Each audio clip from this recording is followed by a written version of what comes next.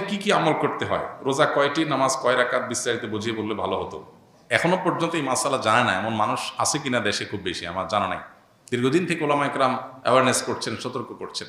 দেখুন, লাইলাতুন নিসফে মিন শাবান, মধ্য শাবানের রাত, এর ফজিলত সাব্যস্ত আছে। আল্লাহ তাআলা এ রাতে মুশরিক হিংসুক ছাড়া বাকি মানুষদেরকে মাফ করে দেন।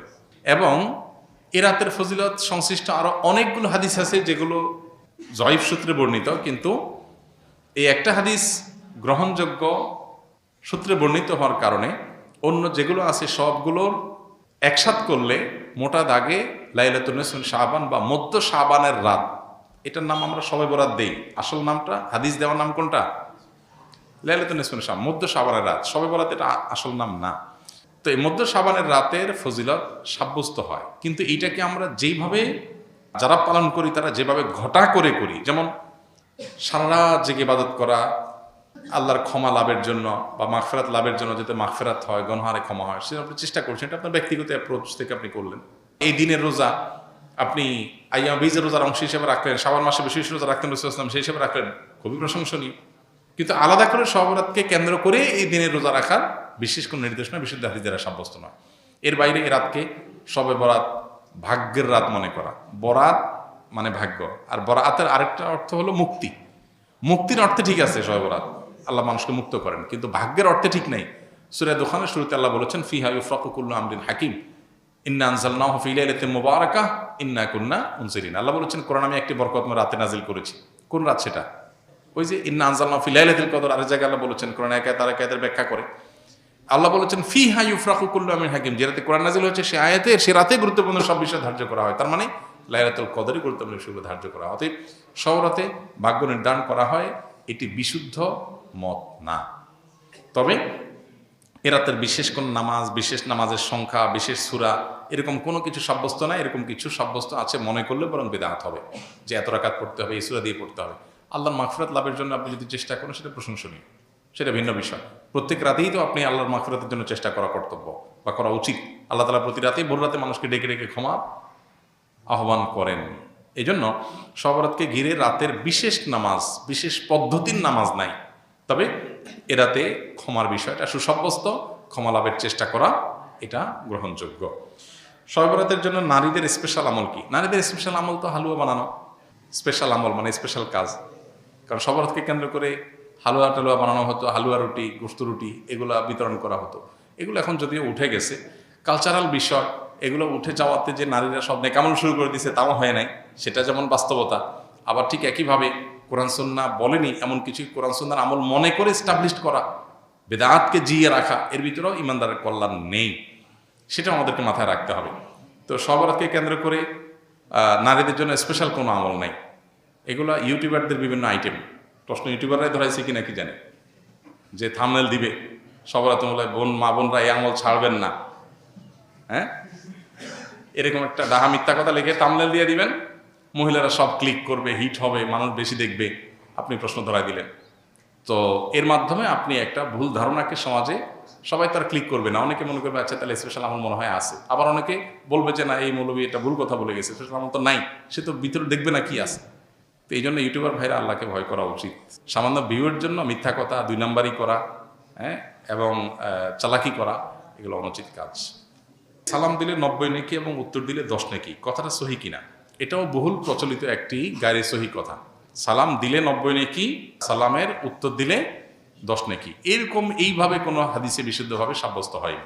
যেটা আছে সেটা হলো, কেউ যদি আসসালামু আলাইকুম বলে তাহলে সে 10 নেকি পাবে, ওয়া রাহমাতুল্লাহ যদি বলে আরো 10 নেকি যোগ হবে, ওয়া বারাকাতুহু বললে আরো 10 নেকি যোগ হবে, তাহলে মোট কত হলো? 30। এটা হাদিস দ্বারা সাব্যস্ত। দিলে 90 আর নিলে 10, এটা কোনো বিশুদ্ধ হাদিস দ্বারা সাব্যস্ত না। তবে হ্যাঁ, এটা ঠিক যে সালাম নেওয়ার চাইতে সালাম যিনি দিচ্ছেন তার সওয়াব বেশি হবে, কারণ তিনি ভালো কাজের সূচনা করেছেন। আবার আরেকটা ইম্পর্টেন্ট কথা হলো, সালাম দেওয়াটা সুন্নত, নেওয়াটা ওয়াজিব। দেওয়াটা সুন্নত, নেওয়াটা ওয়াজিব। এখানে ইসলামের একটা সামাজিক সৌন্দর্য দারুণভাবে ফুটে ওঠে। সেটা কি? একজন মানুষ আপনাকে সালাম দিয়েছেন, এখন আপনি যদি জবাব না দেন, তার মানে আপনি লোকটাকে ইগনোর করলেন, অপমান করলেন, তার সালামটাকে আপনি ডিনাই করলেন, তাহলে আপনি একটা লোকের কষ্টের কারণ হলেন। এটা আপনি করতে পারেন না। ইসলাম আপনাকে সামাজিক হতে বলেছে। তিনি যদি আসসালামু আলাইকুম বলেন, আপনি সৌজন্যতার খাতিরে ওয়ালাইকুম আসসালাম বলতেই হবে। হ্যাঁ, আপনি কাউকে সালাম দেন নাই, আপনি গুনাহগার না। কেউ দিয়েছে, আপনার এখন সৌজন্যতা রক্ষা করতে হবে। কেউ হাঁচি দেওয়ার পর আলহামদুলিল্লাহ বলেছে, আপনি শুনেছেন, তাহলে আপনার উপর ওয়াজিব ইয়ারহামুকাল্লাহ আপনাকে বলতে হবে। এটা মিন হাক্কিল মুসলিম এবং ইমানের ৭৭ শাখার একটা, যে হাসি দিয়েছে আলহামদুলিল্লাহ বলেছে, আপনি শুনেছেন, তাহলে জবাব দিবেন। কেন?